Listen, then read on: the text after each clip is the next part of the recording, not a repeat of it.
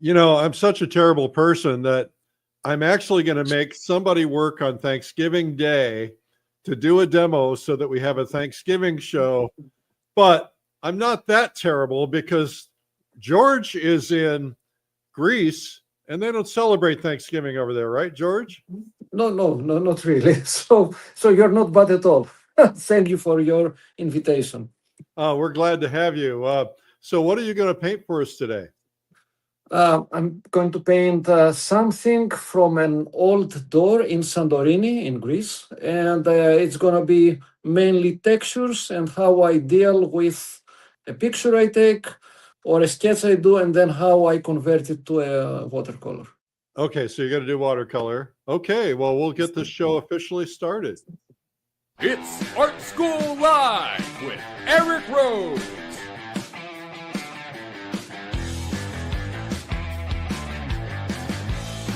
Now, here's your host, Eric Rose. Happy Thanksgiving and welcome to the Thanksgiving show, which is just another show, quite frankly. But we have a very special guest, 𝗪𝗲𝗁𝗪, which is going to be really good for you today. We'll show you a little bit of his work right now. George is a fabulous watercolor painter, and he likes to do these rusty things, which is really kind of fun to see how he does this. And so we're going to learn a little bit about doing this today. Rust can be your friend, especially in watercolor. So we'll learn about that today. I would normally be wearing my turkey hat, but it has disappeared. So here's the problem. The kids have moved back in from college and filled up the garage, and we can't even get to the Christmas decorations and the Thanksgiving decorations because there's so much stuff piled up, if you can imagine. So I couldn't find my turkey hat for today to celebrate today, but you'll just have to pretend that I've got my turkey hat on, and we're going to have a good day today.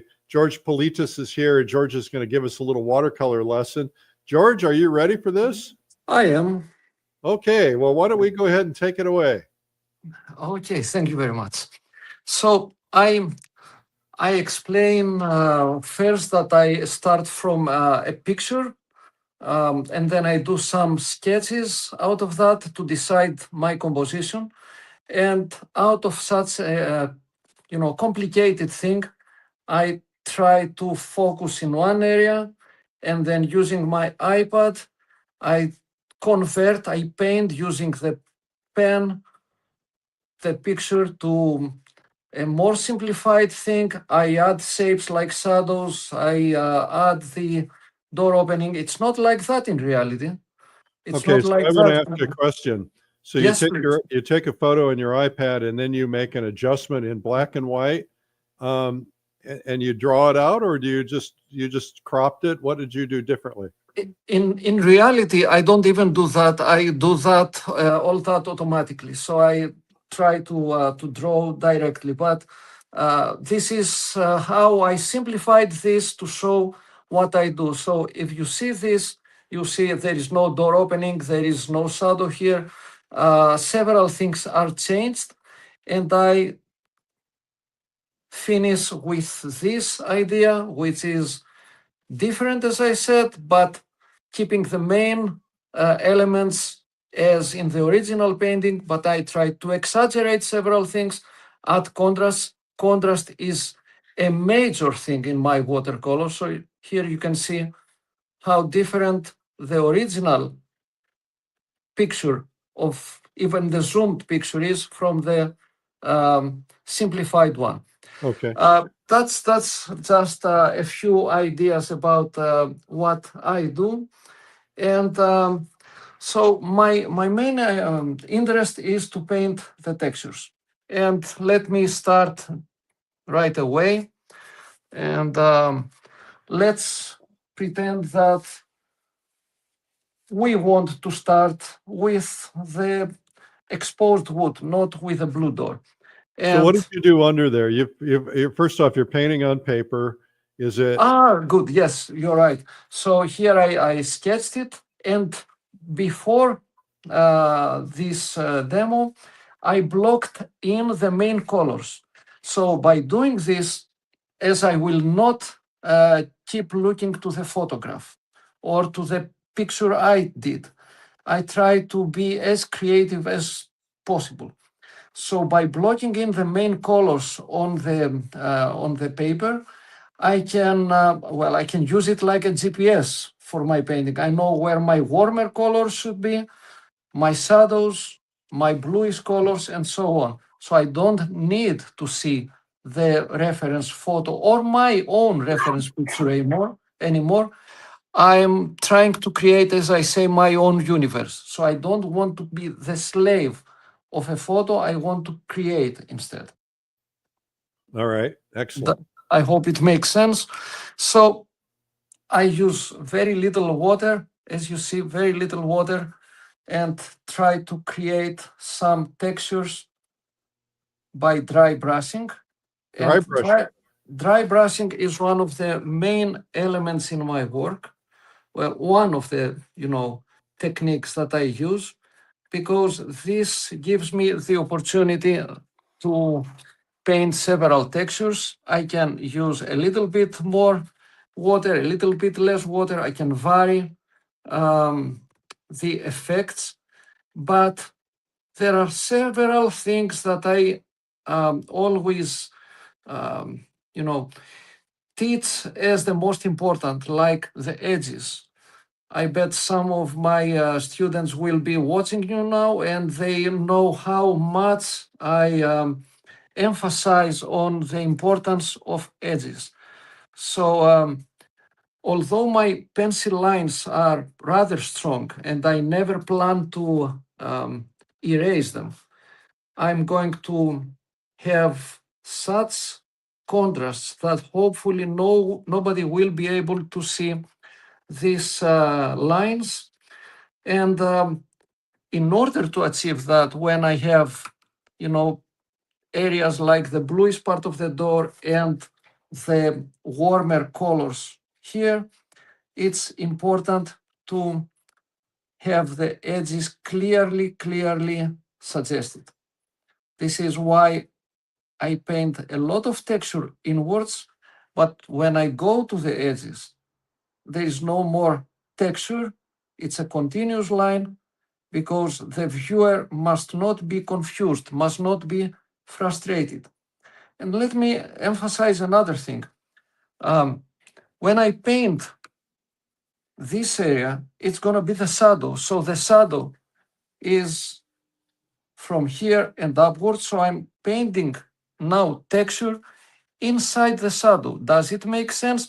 Oh, yes, it does. Because the shadow should not be something like grayish colors or dark colors. The shadow must be transparent, very transparent, and I must be able to see beyond the shadow, inside the shadow, and see all the textures that are in there.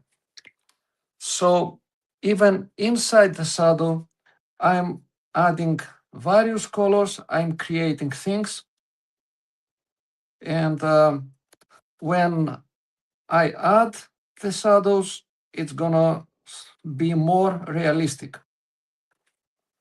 Okay, so I will try to paint this faster to gain some time. In reality, I paint, rather slowly, because I consider watercolor as a marathon, not a sprint. And I always say that, well, I have a background of chess. I was a chess player and also trainer, coach in chess. So I learned how to plan ahead and have strategy and have patience, because you need to have a lot of patience in chess. And this is why I'm saying it is good to have patience, plan ahead, think about your next steps, and so on. So you see, when I go closer to the edges, a continuous line. When I go inwards, more areas like, whites left. And when I'm not inside the shadow area, I will even go a little bit bolder next to the edges, because it is good to exaggerate in watercolor. Otherwise, the message will not be clear to the viewer. All right. Our guest today is 𝗪𝗶𝗁𝘁𝗶𝗄 in Greece, and he's teaching us how to do some textured effects, and it's going to be really awesome. He's doing basically a saddle. And so tell us where you're watching from if you're tuning in, and tell us a little bit about your Thanksgiving plans, where you are, what you're doing, if you're with family. Put it in the comments today. My family is gathering. The whole family is here, so just a matter of we usually have dinner about 3 o'clock. Okay, so let's finish with this fast and let's move to another area. Maybe later I can still work on that, but let's move to the wires. And in order to create something that looks well lit, I add some water at the top part as the light comes from the upper side, so we can understand this from the shadows that will be added here. And then I'm adding wet at the lower part of the painting, of the wire, some warmer and warmer colors. So this way it is obvious that the upper side remains way lighter, adding more color at the lower part. So I'm creating something like, starting the shadow, maybe add some darker color as well down there. And I'm trying to do that. One more important thing in my painting is that I'm trying to keep this as transparent as possible in the first steps, although later I may go rather dark, but transparency is a key element. My shadows should be transparent as well. And as you see, I mix on the paper. I don't mix on the palette. Well, sometimes I do mix on the palette, but most of the times I mix on the paper. So you see, it looks like the upper side is more in light and the lower side is darker, and that will be even more clear to the viewer when I start adding another wire on top. So now I'm not painting only the other wire, which is on top. I'm painting the first wire as well in negative. And you see, the darker I go here, the lighter this becomes, and more will be done on that later. So let's go to this side and let's create some light to the first wire.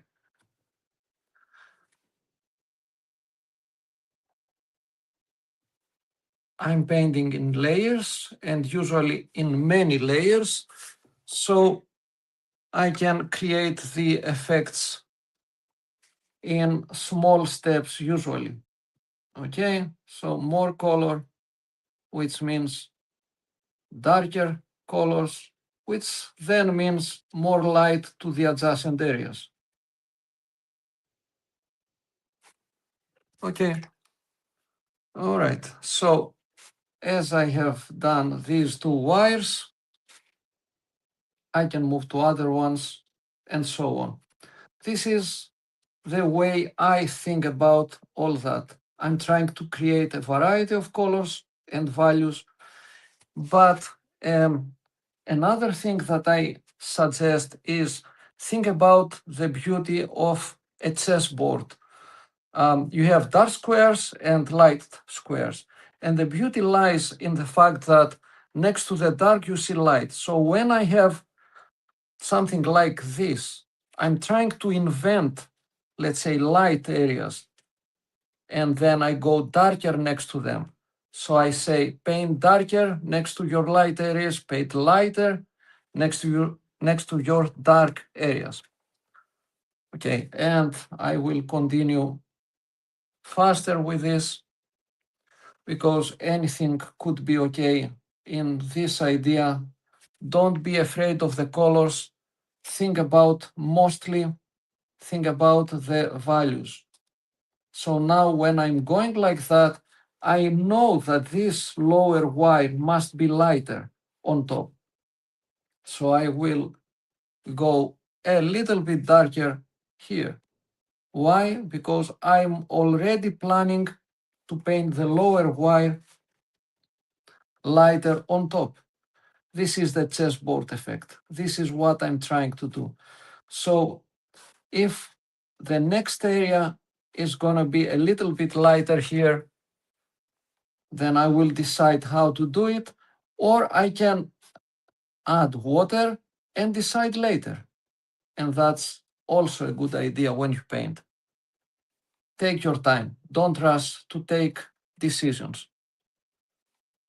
Try to create something beautiful, something still transparent, and you can decide later how to continue here.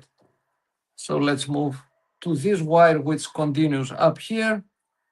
I'm adding some water first, then starting from the darker shapes, darker side, rinse my brush, water, to preserve the light area on top. And now I'm going closer to the first wire, which should be lighter, and I add more color here. And let's add, as I have added 𝗂𝗏𝗃𝗿𝗀𝗀 at the lower part, and this is continuing, I add the same color here. And you see, it starts to make sense. And step by step, I do that. Let's go to this wire. First, water on top. Very simple steps that can be followed all the time, not difficult to do. And when you paint like that, you can keep your lights, you can keep your transparency by adding my, first strokes of water. What I do mainly is that I make sure that my area stays transparent. Then I have a damp piece of paper where I can add more color, and again more color.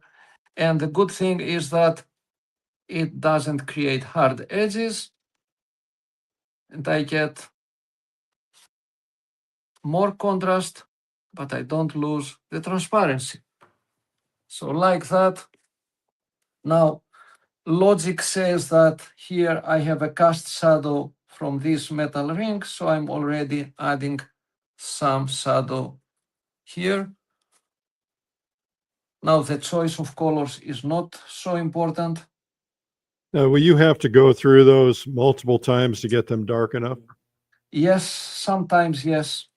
And I can show you my demo, my first idea of that, and you can see that it can go really dark in some areas, but it needs several steps.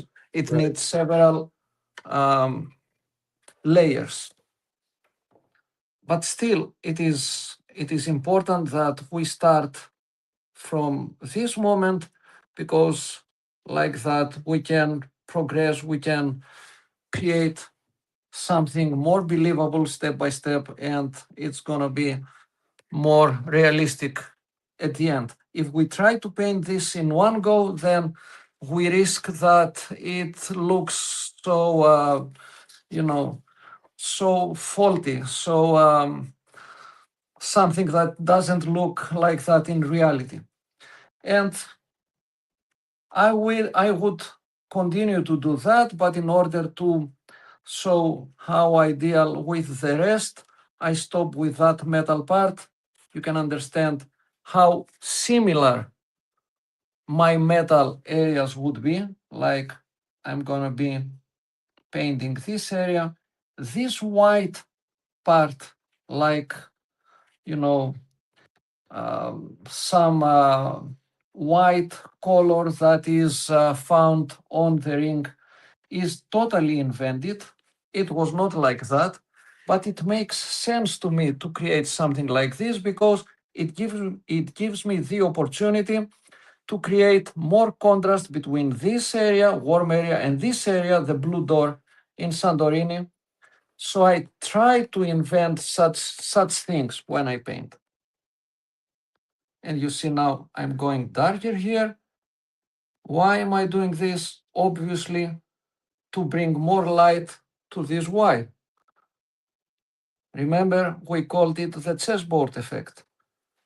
Darker, closer to the lights, lighter going closer to the darks. Even darker. Even darker.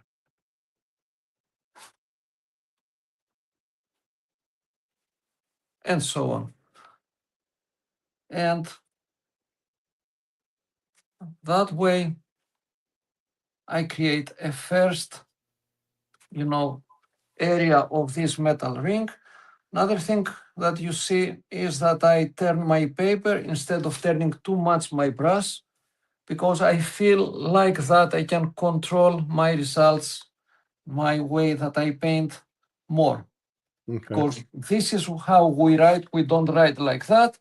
This is why I prefer to paint like the way I write. Yeah. George, we're going to take a quick break and we'll be right back. Our guest today is George Politis, and we're not making him work on Thanksgiving because he is in Greece and they don't celebrate Thanksgiving there, although a lot of them do, obviously. So anyway, thank you, George, for stepping in for us today. My name is Eric Rhodes, and this is Art School Live. We're here every weekday at 12 noon. If you're new to us, welcome.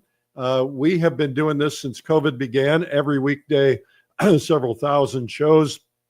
And if you want to learn to paint, this is the place to do it because, excuse me, we can teach anybody to paint and have done so. Had over 18 million views, and we love it. So we hope that you guys will subscribe to this program. Just go to YouTube and look up Art School Live and subscribe. And of course, wherever you're watching as well, that'd be terrific. I just want to tell you guys that first off, Black Friday tomorrow, we have a giant Black Friday sale of our videos from painttube.tv. You'll want to check that out tomorrow. We have art instruction courses, over 700 of them, professionally produced, beautifully professionally produced, and a lot of them are going on sale for Black Friday. So make sure to check it out at painttube.tv. If you're thinking about what to get people for Christmas, those videos for artists are like a dream come true. Also, a dream come true would be a trip to the Plein Air Convention. Plein Air Convention is coming up in the Ozarks, the middle of the country. It's going to be in May, and we've already sold out the main hotel, but we have other hotels available. And it's a giant event where we teach plein air painting from the world's leading plein air artists on stage, landscape artists. Sometimes it's not plein air. Then we all go out and we paint together. We have a basics course that's an option for you on the very first day, or we also have Thomas W. Schaller watercolor workshop and an Andrew Tischler oil painting workshop. All three are optional, but then come to the convention, and it's a good way to get tuned up before you go. So make sure you get your Christmas gift for Plein Air Convention in May. That is coming up. Next, we have Watercolor Live, and I want to play this for you right now.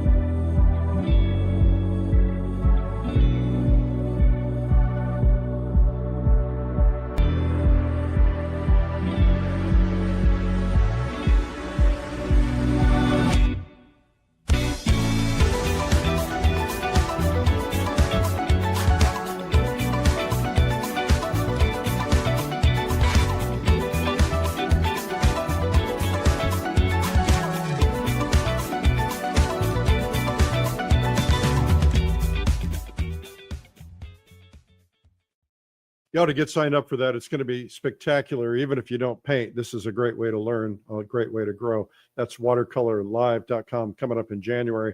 I have a retreat also coming up in February when it's cold and snowy in most of the United States. We escape the winter. And this one is called Winter Escape. It is a relatively new retreat. This is the second year and it's already almost sold out. We're going to be in Hilton Head Island and Savannah, Georgia, 75 degrees, staying on the beach. It's going to be outstanding, painting every day, a couple times a day. We have a lot of fun. We get to know each other. We sit up at night. We paint portraits. We play music. We just have fun. So make sure you come to it. There are less than 20 seats available. I know that. I just don't know how few. So go to winterartescape.com. Don't wait till February because it'll be sold out by then. But secondly, it'd be too cold to leave. So leave early. Okay, now back to George on our Thanksgiving Day show. That all sounds so magnificent. I would love to come to Georgia for that. Oh, okay. So, all right, so let me start with the hood area. And I'm using dry brush to create grain. And once again, I remind everybody that here I'm painting inside the shadow, but it's not an issue. I should still try to create texture inside this area.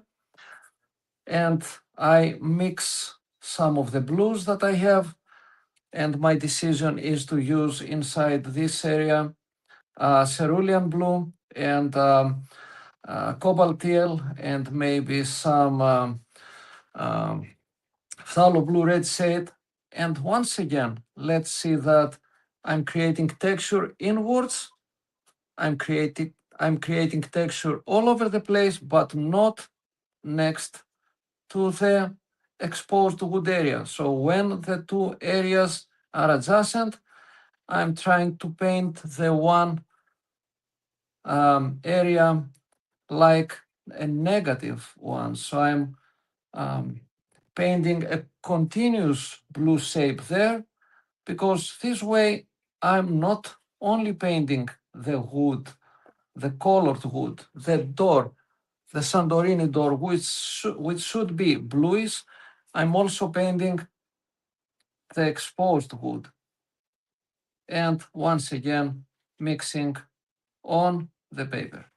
So you see, we already start to see some of the textures of the wood. Long strokes, very little water, and step by step, like that, we will see the texture of the wood being realized in front of us. Very simple technique, little water. But the key is to give it a lot of variety. Yes, true. I'm changing my colors. I will even at some point add some of the colors that are nearby. So I'm adding some yellowish colors as well, and so on. And when in a few moments, hopefully I will be able to paint the shadows. Now, once again, here I'm going closer to the ring, so I'm not thinking about texture anymore. I'm thinking how to show that we have the ring starting. So I'm painting in negative the ring. All the texture is done inwards, but when I go closer to the other areas, I'm thinking about how to suggest that we have another area starting there. And as Eric says, and he's so experienced to say that we want to have a variety of colors, because if it's gonna be only one bluish color here, it's gonna show so artificial, so faulty, and we don't want to do that. A variety of colors of the same family, like bluish colors, but not only that, it makes sense to take some quinacridone burnt orange and add here some vertical strokes, and here maybe, and so on. So some darker strokes as well, starting now, because that will lead me to go darker step by step. But later I will definitely, when I reach, the calligraphic part of the painting, the last stages, I will add more and more dark colors. So I leave it a little bit to dry, and then I will go to the shadow area, because the shadow area is really important. And the shadow should not be something dark. Of course, it must be dark, but not dead dark. It should be something really colorful and definitely transparent. And this is why I was painting all these textures, or I started to paint all these textures, and I will continue later at that area, because these textures will be viewable, will be obvious later. And once again, what am I doing here? I turned the paper so that I can paint the edge of the blue door next to the exposed wood like a continuous shape, so that we see it, even if it is a little bit exaggerated, but we said exaggeration is good. So that's what I will do all over the place. Maybe add more layers, more dry brush, and so on. And some of the dry brush would definitely be some darker color. And see how I deal with the brush. So there are two ways to create dry brush. You can turn the bristles apart like that and do a vertical stroke like this. Or you paint with the belly of the brush like that. And although this is a damp area, some more texture is already added here. And of course, things like irregular lines always helps.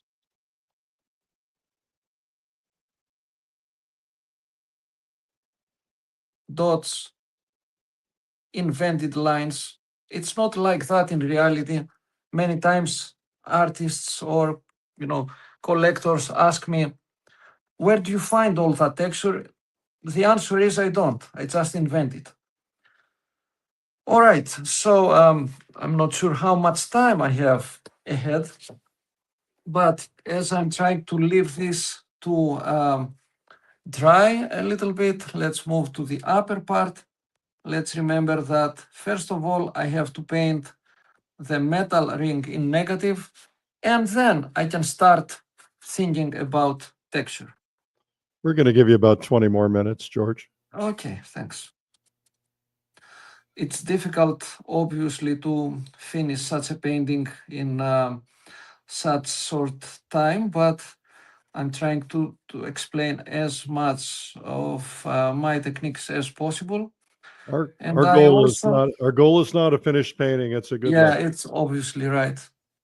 And I take this opportunity maybe to thank you for having me as part of the Watercolor Live as well, where Absolutely.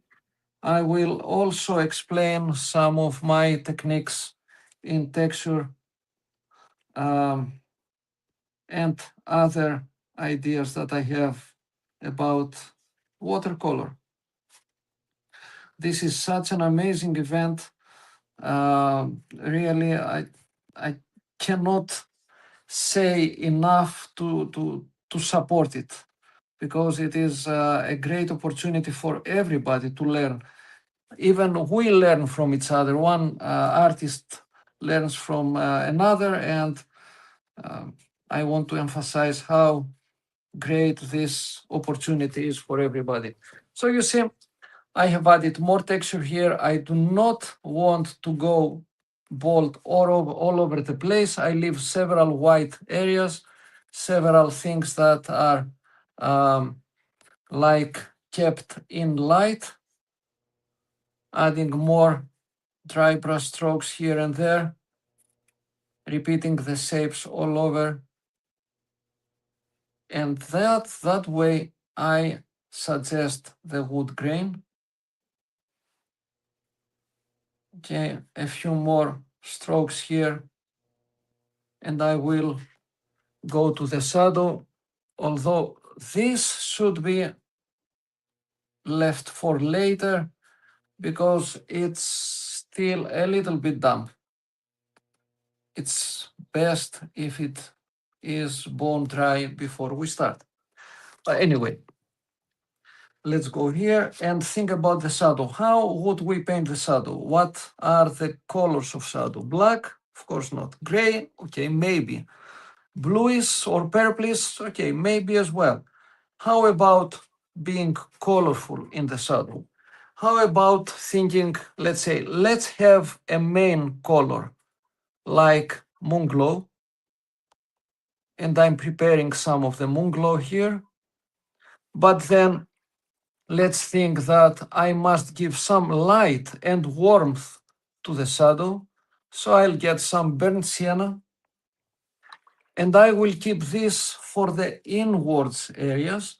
So when I paint shadows, I believe that it is best to go darker, bolder, to the edges, and as you go inwards, you go lighter, you go more transparent, maybe you go warmer, because that way the shadow will look so transparent and so welcoming, so interesting, so attracting to the viewer.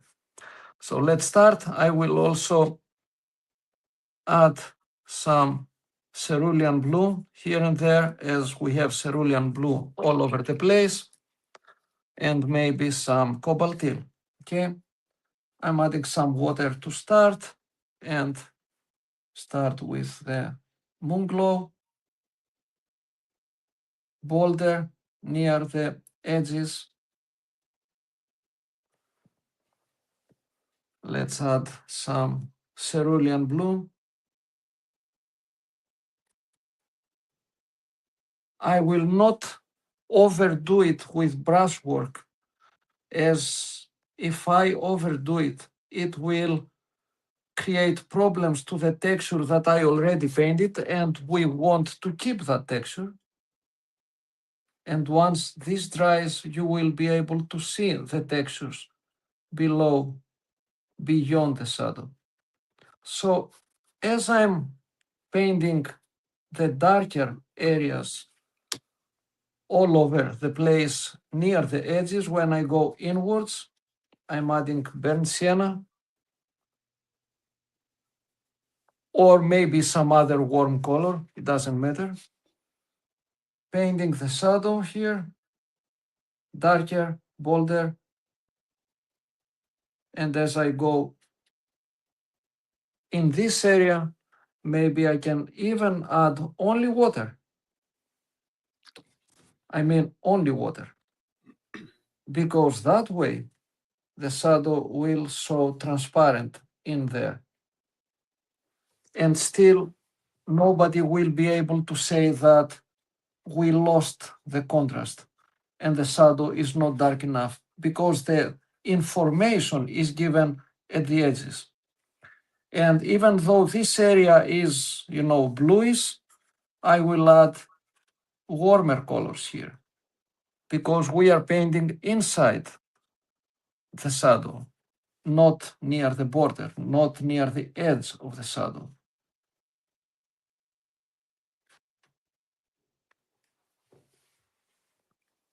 Would you like to add some yellow color like quinacridone gold? No problem, add it.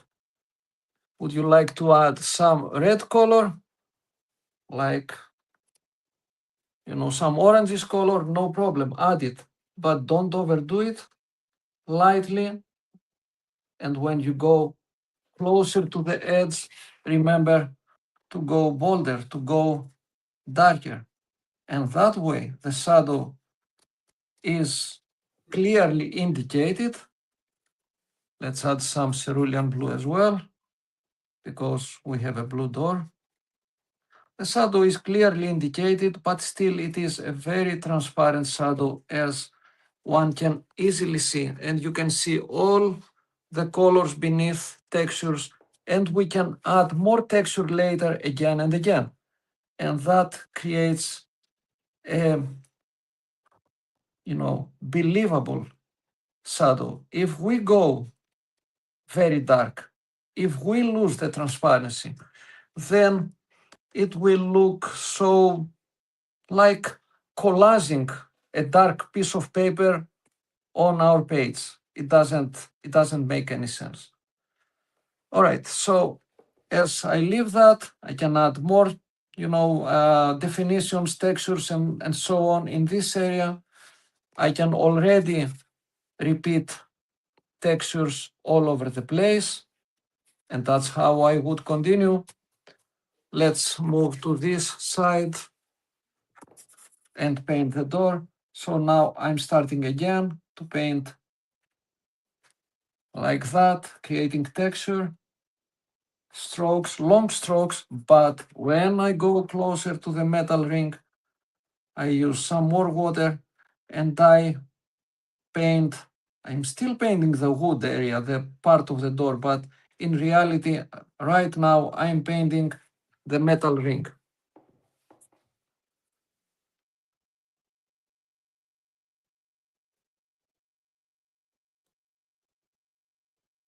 Another thing, when we go closer to the edges, we do not want too much detail there. You don't want to have too much detail because it attracts the eye, and you do not want to send the viewer to the edges to seek information there. No, the center of interest is closer to this area. So that will be simpler, less detail. I will still have some texture, but not too much. This is the area for more texture. This is the area for more texture, and definitely contrasts, and so on. So step by step, I will still develop my shadows, my textures, everything like that. Let's move again to the wives. And remember, when I add the darkest shape, which is this, okay, maybe I do this now. That will definitely help me to understand better about my contrasts, and that will push me to go darker, use more contrasts to create something more, let's say, realistic. And this is one of the few times that I will mix on my palette because I like to create my own black. It's not black, but it's gonna be dark enough. And in order to do that, I mix 2 or 3 colors like Mayan dark blue and Piemontite. This is my best dark because it is dark enough, but still it is not dead black, and it gives some glow. So let's start here, and you see how dark it is. Actually, it is a blue color, Mayan dark blue, plus a brownish color, Piemontite.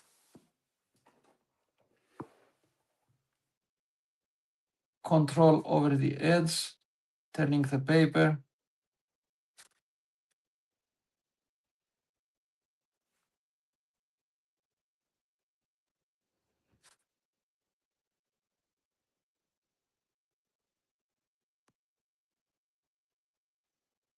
And that's it. So I have 2 pieces of door and an opening. And now this looks dark, but when I add this dark shape here, this will look way lighter. Let's start. This is the importance of the values. Everybody emphasizes the importance of the values, and this is so rightly done so. If you guys have questions, go ahead and put them in the comment, and please tell us what you're doing for Thanksgiving today. Did you guys eat turkey in Greece?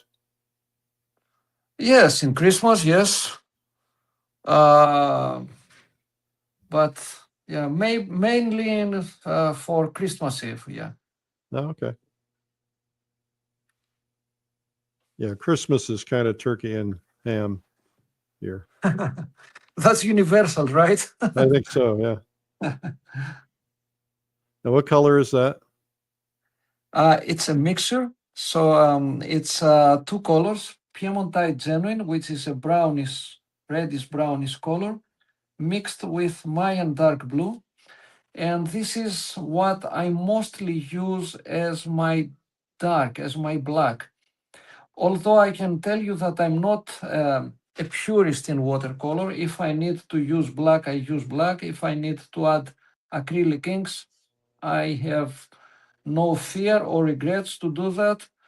If I need to do whatever is necessary, I will do it happily, as long as it will give me the desired effect. But I'm mostly a lover of pure watercolor, so I will only do that, use acrylics or black or whatever, only if I definitely have to do it. Mm-hmm.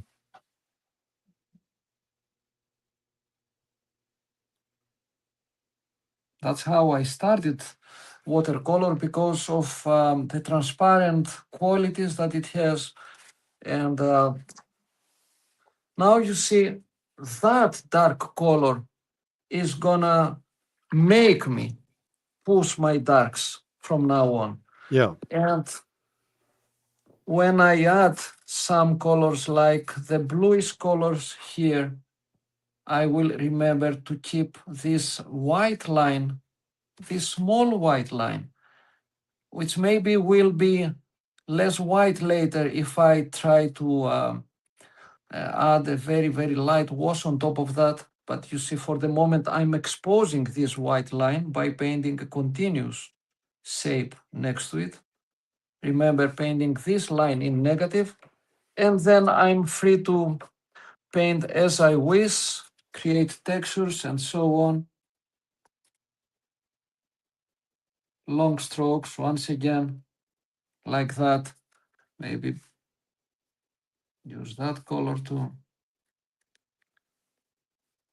Very little water, just to be able to work with a brush, but very little. And then this is inside the shadow. This is a totally invented shadow, but I believe it helps the composition in several ways. And this is why I invented it. And if you see the picture, the real picture, the real photo, and the picture of the watercolor, you will be able to see the fact that there is no shadow there. So you may start questioning, okay, is that a good idea to add the shadow there? Is it helping? And so on. But if you don't see the photo, which you should not see the photo, I mean, it makes more sense. And that way, this is how I'm trying to say that I want to create my own reality. You don't have to see the real thing, but if what I paint looks real, then I have succeeded. And this is my advice to everybody. Don't try to copy what you see only. Of course, you are going to start from something as a reference, and you are going to copy, but don't try to copy blindly what you see. Try to invent things. Try to create, because that will be more fulfilling to you, because you are creating your own thing.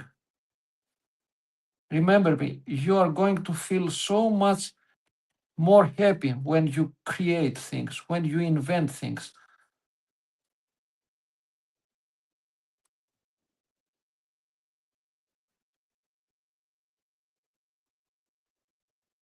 Okay. So now I can already even paint the shadow, although it is damp. Normally we should wait, but we can see that even now we can start painting inside here. So once again, remember what we said, bolder at the edges, lighter inwards, maybe just water inwards. Even if I don't add anything else, my shadow is okay, because the message is given near the edge. If the edges work well, inside you don't need to do that much. Of course, I need more detail closer to the other wire, but it is the importance of the edges that creates something which is more attractive to the viewer. And let's remember something else. I said only water and it works, but how about adding just a touch of burnt sienna there? It makes it even better because you expect to see some warmth inside the shadow. I don't overdo it. I don't paint again and again. I don't use my brush back and forth. No, just a touch and go.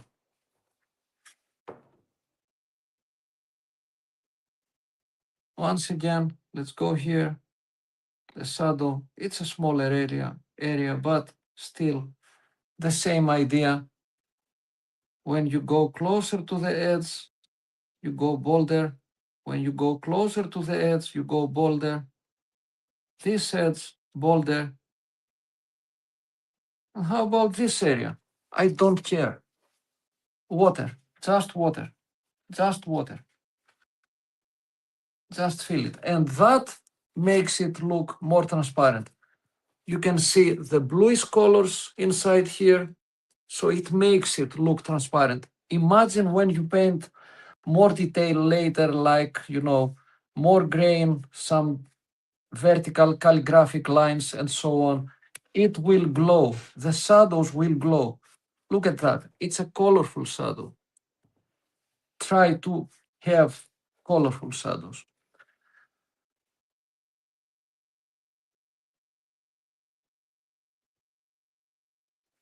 I'm just starting to paint this. I think what we're going to need to do, George, is we're going to have to end it. But why don't you pull out that one that you painted and put them side by side so people can see the depth that you would get once you work on that a little bit more. Mm-hmm. So how many more layers would you have to go over the whole thing to get that depth of dark? If I would paint continuously, I would need, let's say, at least 1 hour, 1.5 hours, using a hair dryer to speed it up. And about the layers, I cannot say. I would say enough so that it looks realistic, not too many so that it gets tired, so that it gets overworked. Okay. And so many things to do, like lifting, like my shadows are, let me finish with that. My shadows look dark, but my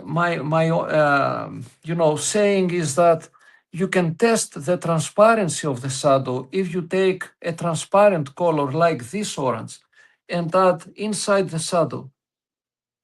If you are going to see the mark, then you have a very transparent shadow. Okay. Even this area, I can add some color like that and you will see it. So although it is dark, it is still transparent. No more. Thank you so much. Thank you so much for... Well, why don't you come back on camera so everybody can see you? Sure, I will. Just a moment. All right. George Politis in Greece is our guest today. And George, thank you so much for coming on. What a terrific demo that was, and perfect for Thanksgiving. Thank you so much. Thank you very much for this opportunity.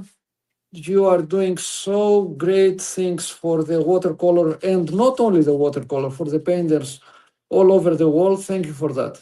Oh, it's our pleasure. Our pleasure. Well, we're going to see you on Watercolor Live in January. You're going to be teaching, so that's exciting. And we'll be able to get a full demo and get a completed painting, so that'll be terrific. Again, George, thank you so much and happy Thanksgiving. Bye from Greece. All the best. Bye. I'm going to come over and see you. I need to go to Greece, especially as it gets cold here, although he said it was getting cold there. Also, we've got a free gift for you today, and it's a special Thanksgiving gift. It's called Watercolor Mastery. It's an ebook, and it's yours for free. Just go to americanwatercolor.net/ebook. And remember, if all this stuff looks difficult to you, you can do it. It's a matter of following a process. And if you watch any 5 of our programs, and there are hundreds, there are thousands actually, you can learn how to oil paint, how to watercolor paint, how to gouache paint. There's a lot of different things. And then if you want to take it next level, we've got a bunch of things next level. For instance, Watercolor Live coming up in January. That's a 4-day event, and you can learn from 22 of the top watercolor artists in the world. And we have a worldwide audience, and that's fun. And then we have other ones coming up like Acrylic Live and Gouache Boot Camp and some other things. So you'll learn about those as we go. Want to tell you guys, have a really terrific Thanksgiving. I wanted to be here for you today, and I'll be with my family today. And so I'm not skipping a beat. And I know George didn't have to skip a Thanksgiving dinner to be here today because he's in Greece. So thank you again, George. You know, we all tend to use this time to say thank you because we never say thank you enough. We started this broadcast when COVID began, about 1 week into it. And we thought it was going to be a couple of weeks long. And then everybody's like meeting and collecting, you know, getting together online. And we just couldn't ignore that. And we wanted to keep it going. So we have been here every weekday since COVID. For the first 7 months, we were here 7 days a week. And then we went to 5 days a week. And we've been here 5 days a week ever since then. And literally have seen millions of people learn to paint, discover painting, and take it up for the first time or revisit it after years away. So we hope that you'll do it. We believe anybody can learn to paint. We believe that it's a process, not born talent. You know, it's something that you learn the process. And if you follow a process, you can do it. We believe you can do it. So we hope you will. And we hope that if you are joining us for the first time, that you'll join us again in the future. We're pretty nice people around here. We're pretty easygoing, and you can subscribe on YouTube. Just go to YouTube and look up Art School Live and hit the subscribe button, of course. But follow on anything you might be watching on, because we go live on pretty much all the platforms and try to be there for you every weekday. And so we'll see you next time around, and happy Thanksgiving. And thank you for the opportunity to serve you. Bye-bye.